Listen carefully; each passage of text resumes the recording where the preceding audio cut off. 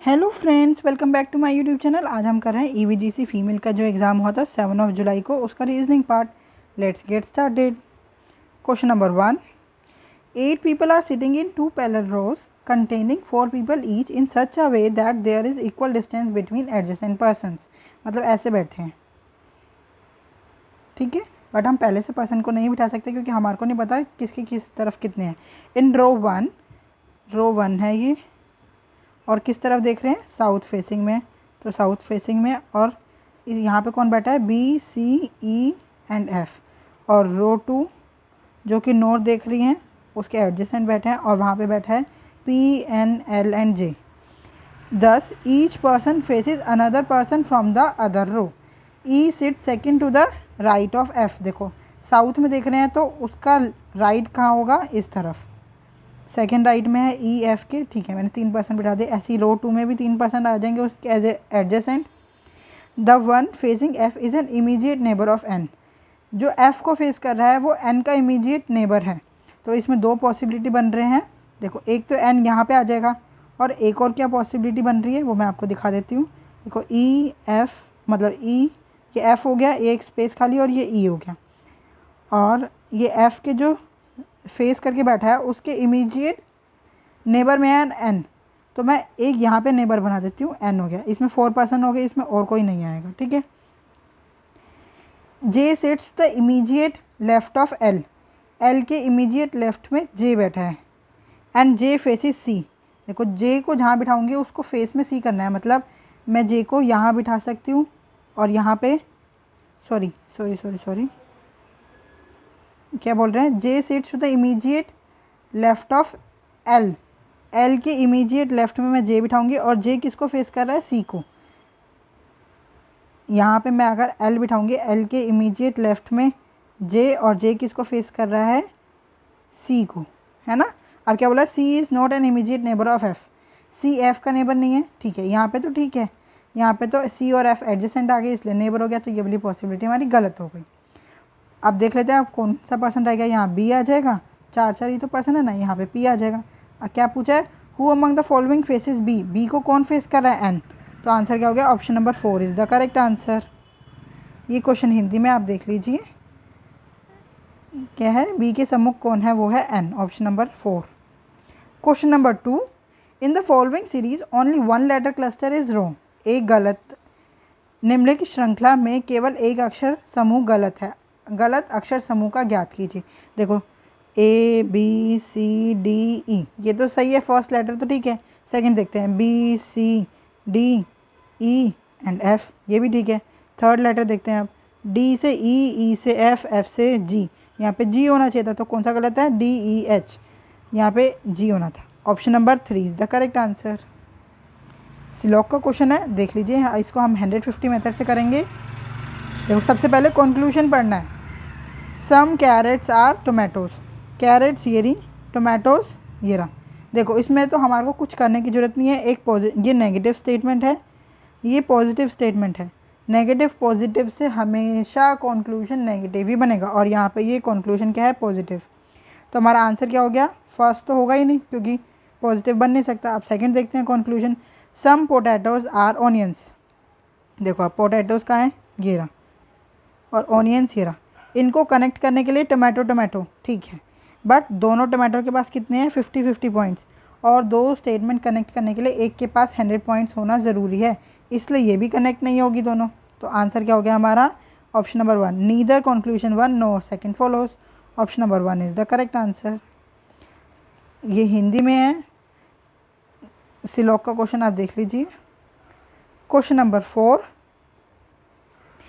क्या है? अंग्रेजी वर्णमाला क्रम के आधार पर निम्नलिखित 4 अक्षर समूह में से 3 एक निश्चित रूप से समान है और इस प्रकार एक समूह बनाते हैं। वह कौन सा अक्षर युग्म है जो उस समूह से संबंधित नहीं है? नोट, विषम युग्म व्यंजन स्वरों की संख्या या अक्षर समूह में उनके स्थान पर आधारित नहीं है।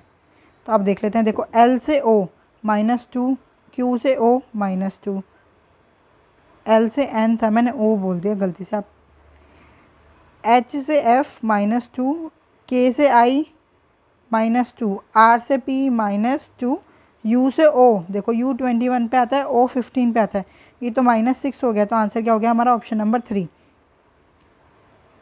क्योंकि इन दोनों में सेम है तो जाहिर सी बात है फोर्थ में भी -2 का ही है। तो आंसर क्या हो गया? Option number 3। ये टाइम सेव करने का मेथड है। अब हमारे को देखो क्या पूछा है, यदि ए का अर्थ डिवाइड है, बी का अर्थ मल्टीप्लाई, सी का अर्थ प्लस और डी का अर्थ माइनस है, तो निम्नलिखित में से किसका परिणाम 5 होगा?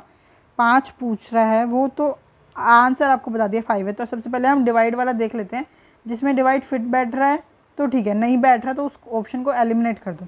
अगर सब में ही बैठ रहा है तो फिर आपको ट्राई करके देखना पड़ेगा ऑप्शंस को। 28 से 2 येस डिवाइड, ए का मतलब है ना डिवाइड, ये भी डिवाइड हो जाएगा, ऑप्शन 3 भी और ऑप्शन 4 भी। अब हमारे को इसको करके देखना पड़ेगा।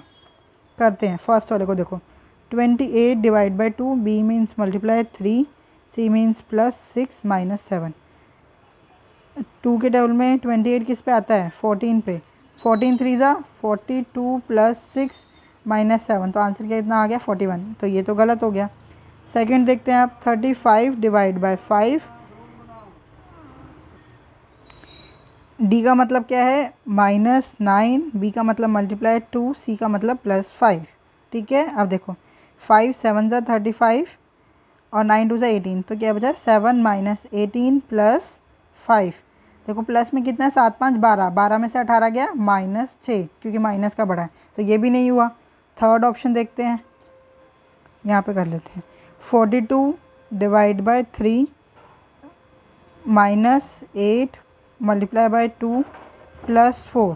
देखो 3 के टेबल में कितने पे आता है? 42 1 2 1 14 पे, और क्या बचा यहाँ पे? 14 -8 2 16 +4। हम बोर्ड मार्क्स के हिसाब से कर रहे हैं, तो सबसे पहले डिवाइड होता है, देन मल्टीप्लाई, फिर प्लस एंड माइनस, तो ये आपको हमेशा ध्यान रखना है। 14 और 4 18 होता है, 18 - 16 2, यहाँ पे 2 आ गया। तो आंसर हमारा क्या होगा? Option number 4। फिर भी एक बार चेक कर लेते हैं। 21 डिवाइड बाय 3 + 10 -6 इंटू में 2, तो देखो 3 7 ज़ा 21, 7 + 10 -6 2 ज़ा 12, कितना? 5 आना चाहिए था ना। देखो 10 और 7 17, 17 में से 12 गया 5, आंसर क्या आ गया हमारा? 5 इज़ द करेक्ट आंसर। 5 तो है ही, option number 4 is the correct answer. Question number 6,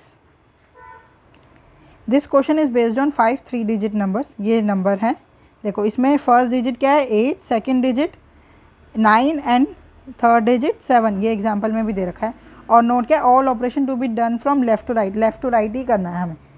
What will be the resultant if the third digit of the second highest number? second highest number क्या है? that is, ये first highest हो गया, ये second highest ही है, इसका कौन सा digit? third digit means 9 is added to the second digit of the lowest number. lowest number is ये, इसका second digit 3, 3 + 9 12, option number 3 is the correct answer. Question number 7, B C I J K L live on 6 different floors of the same building. The lowermost floor in the building is numbered 1 1 2 3 4 5 and 6, ये मैंने बना लिया। अब क्या बोल रहे हैं वो? Only 4 people live below B, B के नीचे 4 पीपल हैं, मतलब बी 5th फ्लोर पे है, उसके नीचे 4 पीपल हो गए। L lives on the floor above B, B के ऊपर ए की फ्लोर है तो एल उसके ऊपर आ गया 6th फ्लोर पे। ओनली सी लीव्स बिलो जे, जे के नीचे बस सी ही है, तो जे 2nd फ्लोर पे आ गया, सी 1st फ्लोर पे आ गया। के leaves on an even number floor, 3 और 3rd फ्लोर और 4th फ्लोर बचे हैं, इसमें इवन 4 है तो के 4th फ्लोर पे आ गया। कौन सा बचा? आई बच गया, वो 3rd फ्लोर पे आ गया। क्वेश्चन क्या पूछे? How many people live below I के भी, आई जिस फ्लोर पे रह रहा है उसके नीचे कितने फ्लोर्स हैं, पीपल कितने रह रहे हैं? 2। आंसर क्या हो गया? Option number 1 is the correct answer. ये ना 2%। Question number 8, in a certain code language, जब ऐसा कोडेड दिया होता है ना, फादर मदर ब्रदर और समवन, तो हमारे को क्या देखना होता है? किसका कोड पूछा है? मदर का। मदर का है, ये फर्स्ट में है, तो अब हमारे को जो कॉमन है ना उनको काट देना है। देखो फादर, सबसे पहले हम देखते हैं फादर, फादर कहाँ है? फर्स्ट और सेकंड में है ना, तो फर्स्ट और सेकंड में कॉमन देख लो क्या क्या है? PH कॉमन है, मैंने काट दिया। अब क्या है? ब्रदर, मदर का निकालने के लिए फादर और ब्रदर हटने चाहिए, तभी तो मदर का कोड पता चलेगा ना हमें। तो ब्रदर फर्स्ट और थर्ड में है, तो देखो इन दोनों में कॉमन देख लेते हैं आप। DY नहीं है इसमें, ST यस, ST फर्स्ट और थर्ड में कॉमन है, तो आंसर क्या हो गया मदर का? DY। Option number 2 is the correct answer. Based on the English alphabetical order, 3 of the following 4-letter cluster pairs are alike in a certain way and thus form a group. Which letter cluster pair does not belong to that group? तो वही पूछा है. देखो, J से N +4 हो रहा है, K से O +4, C से F +4, D से J, देखो D 4 पे आता है, J 10 पे आता है. यहाँ पे कितना है? +6 का गैप है. थर्ड वाले में क्या है? H से L +4, I से M +4 और फोर्थ वाले में A से E +4, B से F +4. आंसर क्या हो गया? डज नॉट बिलोंग पूछा था ना, इसलिए option number 2 is the correct answer. Question number 10. If A का डिवाइड है, हम सीधा देख लेते हैं ना. ए का अर्थ क्या है? डिवाइड. बी का मल्टीप्लाई, सी का प्लस एंड डी का माइनस. क्या पूछा है? किसका आंसर? 48 आ रहा है. डिवाइड देखो, 70 से 7 डिवाइड, यस. 50 से 2, 40 से 4 एंड 60 से 3. सारे डिवाइड हो जाएंगे ना, डिवाइड सब में पॉसिबल है. तो अब हमारे को सारे ऑप्शंस कर करके देखने पड़ेंगे. फर्स्ट करते हैं सिर्फ. 70 डिवाइड बाय 7, सी का मतलब +12, बी का मतलब मल्टीप्लाई 2 एंड -6. 70 10 ज़ा 7 10 ज़ा 70, 12 2 ज़ा 24. तो क्या आ गया? 10 + 24 - 6. 24 और 10 34, 34 - 6 28. हमारे को तो 48 चाहिए, तो फर्स्ट नहीं होगा. सेकंड देखते हैं. अब सेकंड क्या है? 50 divide by 2, D means -7 + 15 into में 2. देखो 2 25 ज़ा होता है 50, तो क्या 25 - 7, 15 2 ज़ा 30 + 30. अब चेक करते हैं. देखो, अगर मैं 30 में से 7 माइनस कर दूँ तो क्या बचेगा? 23 और ये 25 एज इट इज़ है. तो 23 और 25 कितना होता है? 48. आंसर क्या आ गया? 48. तो option number 2 is the correct answer. Question number 11. ये कोड लैंग्वेज है. हमारे को क्या पूछा है? Which of the following expression means P is the mother of E is wife. E की वाइफ मतलब ई हस्बैंड है, मेल है, हस्बैंड है ना ई. ऐसे क्वेश्चंस में आपको सबसे पहले कोड पढ़ने की जरूरत नहीं होती है. सबसे पहले हमारे को क्वेश्चन क्या पूछा है वो देखो. जितने भी कोड लैंग्वेज वाले क्वेश्चन होते हैं ना, उनमें सबसे पहले आपको क्वेश्चन देखना होता है पूछा क्या है. उस हिसाब से आप आगे का ऊपर का क्वेश्चन पढ़ा करो, ठीक है. इससे टाइम सेव होता है. ई की वाइफ पूछा है तो ई मेल है. सबसे पहले ई का ही जेंडर चेक कर लेते हैं. जिसमें ई का जेंडर मेल नहीं हुआ वो ऑप्शन एलिमिनेट हो जाएगा. देखो ये क्या है? ई %F. परसेंटेज का मतलब है ई इज़ द ब्रदर, ठीक है. तो ये मेल हो गया. यहाँ पे ई + F प्लस का क्या मतलब है? Wife, means E is a wife. ये ऑप्शन एलिमिनेट हो गया.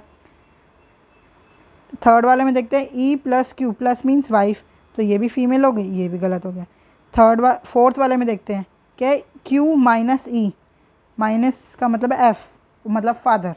Q is a father of E. E का जेंडर ही नहीं क्लियर, ई का जेंडर ही नहीं क्लियर, तो ये भी नहीं होगा. तो आंसर क्या हो गया? ऑप्शन नंबर 1 मतलब फर्स्ट, ठीक है. अरे इसमें तो ऐसे पूछा है, तो ओनली 1 में ही पॉसिबिलिटी होगी कि P is the mother of E is wife. Option number 2 is the correct answer. तो अगर आप चाहते हो तो इसका मैं डायग्राम भी बना के दिखा देती हूँ आपको. P + Q plus means P is a wife of C. P + C है ना, P is a wife of C. C - D minus means father. C is a father of D, ठीक है. D + E plus means wife. D is a wife of E, तो E husband हो गए. E %F, percentage का मतलब है brother. E is a brother of F. तो क्या बोला? E की वाइफ D होगी जो मतलब, और P की बेटी है मतलब E is wife is the mother of P. मतलब sorry P is the mother of E is wife. E की वाइफ की माँ कौन है? P. तो option number 2 is the correct answer, only 1. Question number 12. A B C D E and F each scored different marks in the exam. Only 2 people scored less marks than D. D से कम 2 person के marks हैं और ये total 6 person है, तो 3 ये हो गए, 4 5 6, 3 आ जाएंगे D के ऊपर. A score more than C. A ने स्कोर किया है C से ज़्यादा, ठीक है, ऊपर आ गया. But less than B. But किसके लिए यूज़ हुआ है? ये A के लिए. तो A ने C से ज़्यादा स्कोर किया है बट B से कम. D score less then C. C से कम स्कोर किया है D ने.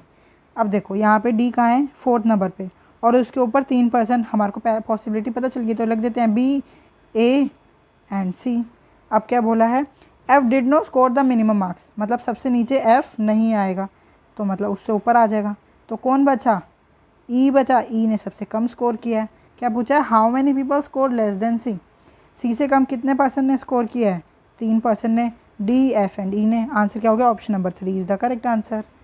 क्वेश्चन नंबर 13, इसमें यही लिखा होता है कि ऑपरेशन लगा है, फर्स्ट में जैसे लगा है सेकंड में ऐसे, तो इसको उतना पढ़ने की ज़रूरत नहीं होती है, सीधा हम अपने क्वेश्चन पे आ जाते हैं।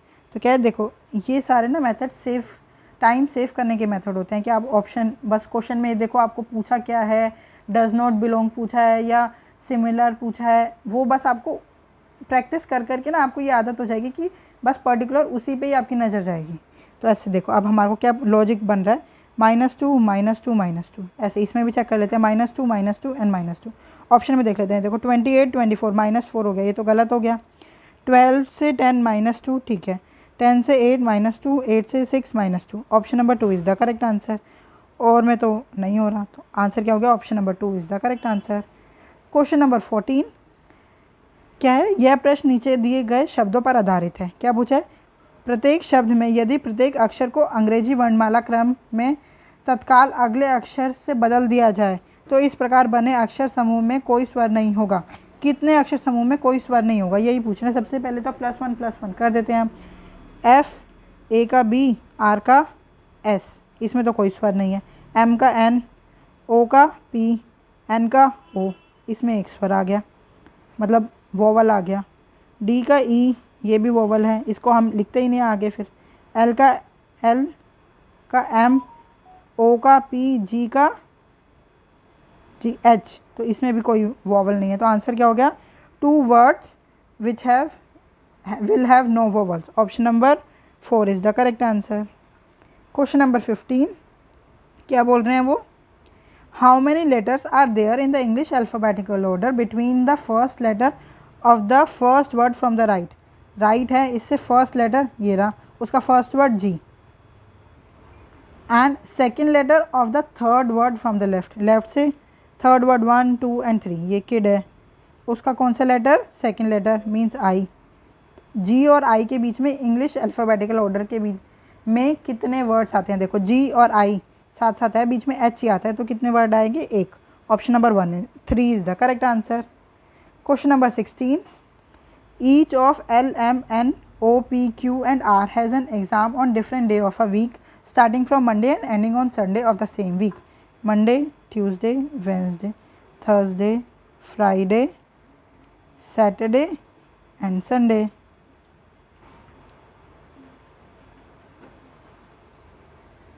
अब देखते हैं क्या बोला, O answer N exam on Tuesday, O कब आंसर कर रहा है, ट्यूसडे को। Only 3 people answer N exam between O and P, ऊपर तो नहीं जा सकता, नीचे ही आएगा, तो पी आ गया हमारा 1 2 3 को छोड़ के सैटरडे को। N is the last person to answer the exam, Sunday को एन ने एग्ज़ाम दिया है। M answer N exam immediately before O से पहले किसने एग्ज़ाम दिए, एम ने।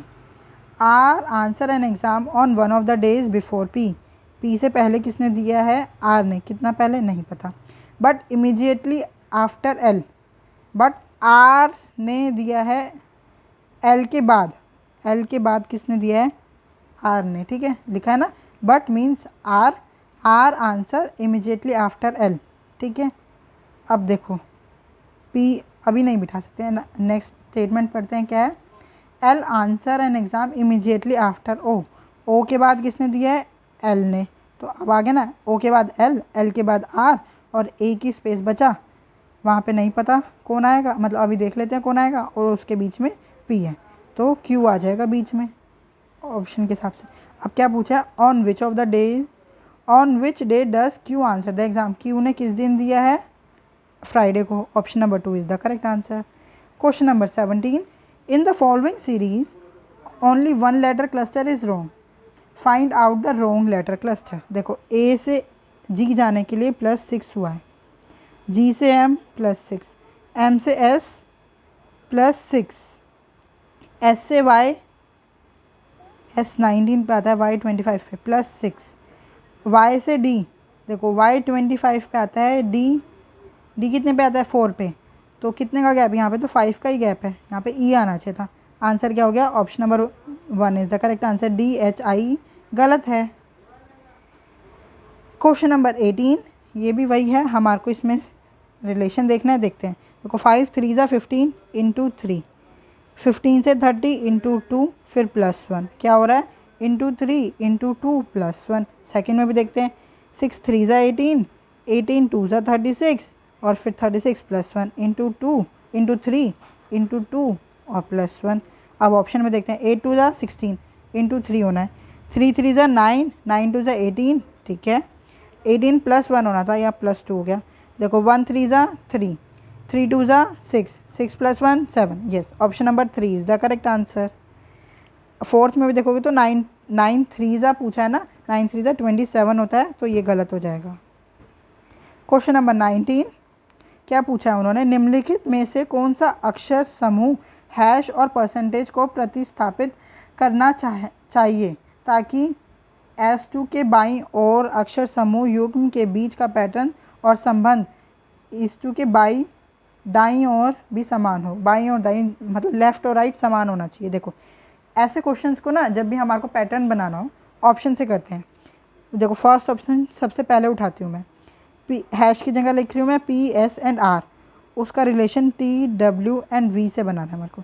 देखो P 16 पे आता है, T 20 पे, मीन्स यहाँ हो रहा है +4। सेकेंड में S से W, S 19 पे, W 23 पे, यहाँ पे भी हो रहा है +4। और थर्ड देखो R आता है 18 पे और V आता है 22 पे, यहाँ पे भी कितना हो रहा है +4 +4 +4 +4 हो रहा है। ऐसे अगर मैं D G और F के देखूँ +4, देखो D 4 पे, G 7 पे और F 6 पे, 4 + 4 8, 8 आता है H पे, मतलब H आता है 8 पे, 7 + 4 11 K, 6 + 4 10 J। आंसर क्या होना चाहिए सेकंड, अगर फर्स्ट हैश की जगह ये लिखा है PS एंड R, तो परसेंटेज की जगह H K एंड J होना चाहिए था, वही ऑप्शन नंबर 1 में है, PS R HKJ, option number 1 is the correct answer. हमें आगे के ऑप्शंस करने की जरूरत ही नहीं है।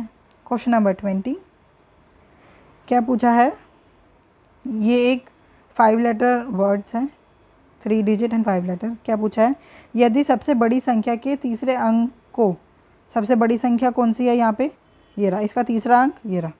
देखो इन्होंने बताया ना, फर्स्ट लेटर 6 है, second letter 9 and third letter and 7, तो इसका थर्ड सबसे बड़ी संख्या के थर्ड डिजिट मीन 6, सबसे छोटे अंक को दूसरे अंक में जोड़ा जाए, अरे किसको, इंग्लिश में पढ़ लेती हूँ। Third digit of the highest number is added to the second digit of the lowest number, lowest number is 276, इसका सेकंड डिजिट मतलब 7 + 6 कितना होता है 13, option number 1 is the correct answer. I hope आपको ये वीडियो अच्छी लगी हो।